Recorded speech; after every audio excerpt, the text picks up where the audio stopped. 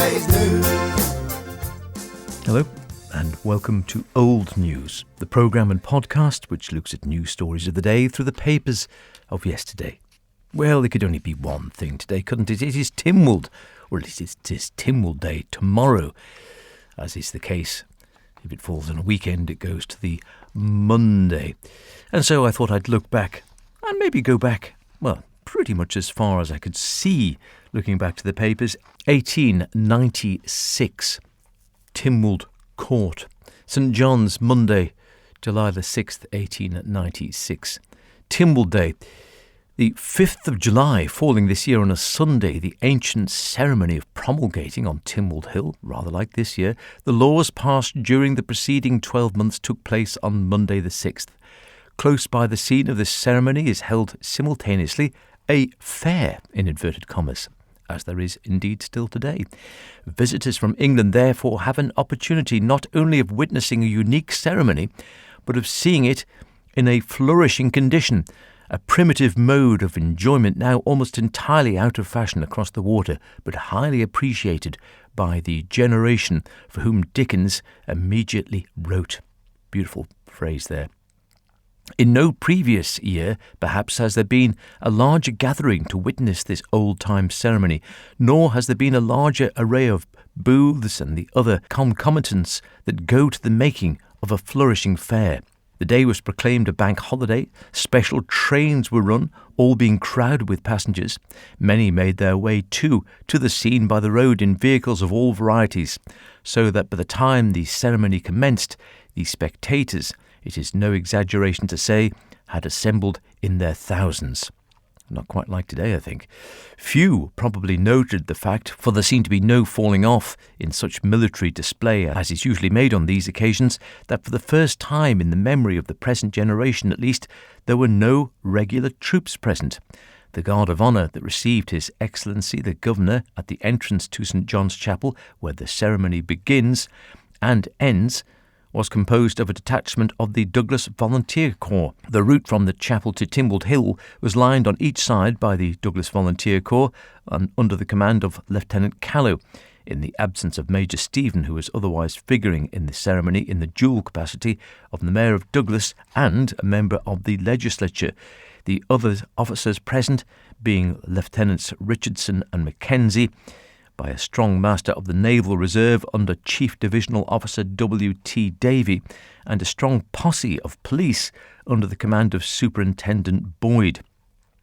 Colonel Freeth having general control of the proceedings. The Douglas Volunteer Band under Mr. F.C. Poulter and the Town Band under Mr. G. Thornley were present and appropriately accompanied the military salute given by the Volunteers Naval Reserve by playing the national anthem as His Excellency passed in Tynwald Hill and returned to St John's Chapel. The proceedings, as usual, opened with a service in the chapel at which Reverend J. Corlett and the Reverend E.H.I. Locke, government chaplains, officiated. At the conclusion of the service, the procession was formed as follows. Are you paying attention? 4 sergeants of the police, the coroners, the captains of parishes, the clergy, the high bailiffs of the towns, the Mayor of Douglas in his robes, the keys, secretary to the governor, the council, the sword-bearer, His Excellency the Lieutenant Governor, surgeon to the household, the governor's chaplains, and the chief constable. Do we still have the surgeon to the household? I don't think so. The persons present required by law to be in attendance were as follows, and it lists them all off again in great numbers. Huge amounts of information on what was actually happening on the day and the laws which were being promulgated and who was present. We had laws such as the Vagrancy Act, which prescribes in Section 2 the offences called vagrancy offences, the commission of either of which renders the offender on conviction liable to be punished as a vagrant by imprisonment for a term not exceeding 3 months on the prosecution of a constable or any person aggrieved. There's the Registration of Deeds Amendment Act, and also quite a bit of talk about the asylum. Lunacy being the order of the day, a phrase now no longer used, but quite a bit of talk about the Asylums Board. The Asylums Board have the honour to report as follows. The lunatic asylum. The condition of the lunatic asylum continues very satisfactory. The accommodation for the patients is in all respects satisfactory, whatever that means. The average weekly cost per head for each lunatic, we read, for the year ended the 31st of March 1896 has been the sum of £8, 10 shillings and sixpence. And after deducting the amount received for the sale of goods and produce from the house and farm, I assume this will be at Ballamona then, £212, 10 shillings and 11pence, and the receipts for maintenance of private patients, £753 and 15 shillings. The net weekly average is reduced to the sum of £6, 11 and sixpence. This comprises the whole expenditure of the asylum for the year, including ordinary and extraordinary repairs. The board have much pleasure in stating that Dr. Richardson continues to manage the asylum in a most efficient and satisfactory manner. Dr. Duncan Fletcher of Glasgow has been appointed Assistant Medical Officer in place of Dr. J.R. Ambler, who resigned office here on receiving the appointment of Medical Officer to Birkenhead Workhouse. A copy of Dr. Richardson's annual report is transmitted herewith.